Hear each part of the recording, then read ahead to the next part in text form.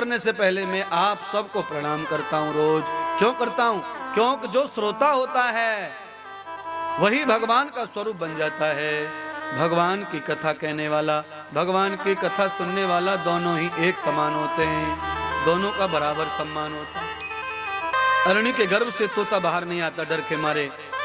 शंकर भगवान कहते हैं मैं तुझे मुक्त करना चाहता हूं इस चांडाल शरीर से। जैसे ही तोता बाहर आया शंकर भगवान ने उसे मुक्ति प्रदान कर दी और तोते की आत्मा में प्रवेश होकर शंकर भगवान अरणी के गर्भ में चले गए। अरणी अग्नि भवती ही, सतपथ ब्राह्मण का सूत्र है ये, उपनिषद का सूत्र है ये। अग्नि अग्नि भवती ही, शंकर भगवान अग्नि में प्रवेश हो गए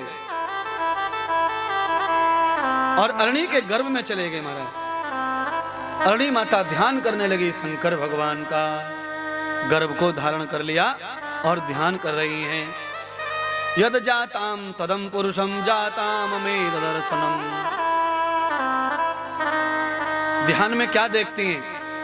साक्षात भगवान शंकर ओमकार का दर्शन उन्हें हो रहा है।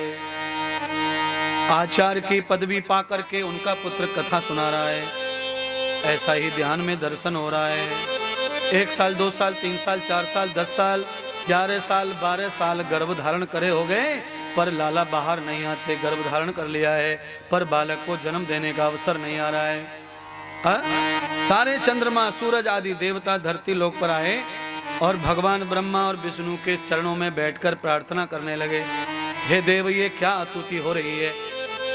सृष्टि का नियम टूट रहा है, सृष्टि का नियम टूट गया। 11 महीने 9 महीने ये तो हमने सुना गर्भ धारण करना, पर 12 वर्ष तक भगवान विष्णु ने शंकर से कहा क्या बात है, क्यों तो तुम संसार में जाने के लिए अरणी के गर्भ में प्रवेश कर गए और क्यों अब बाहर नहीं आते? तो भगवान शंकर कहते हे नारायण मैं तो बाहर आना चाहता हूँ पर मुझे डर लग रहा है। किस बात का? तुम्हारी माया का। क्योंकि जो भी संसार में जाता है वो तुम्हारी माया का शिकार हो जाता है और वो अपने असली धर्म को त्याग देता है, इसीलिए तुम्हारी माया का डर सता रहा है।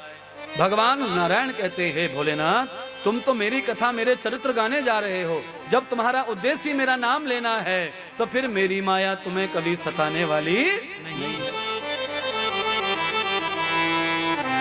केवल सुखदेव जी ऐसी चर्चा कर रहे नारायण से नहीं, हमने आपने सबने माँ के गर्भ में भगवान से ये चर्चा की है कि हे भगवान मुझे इस नरक से बाहर निकालो, हम बाहर जाकर केवल तुम्हारा गीत गाएंगे और हम केवल और केवल तुम्हारे गुण गाएंगे और हम केवल तुम्हारा नाम स्मरण करेंगे, तुम्हारी आज्ञा के सिवाय कोई भी हम निजी कर्म नहीं करेंगे।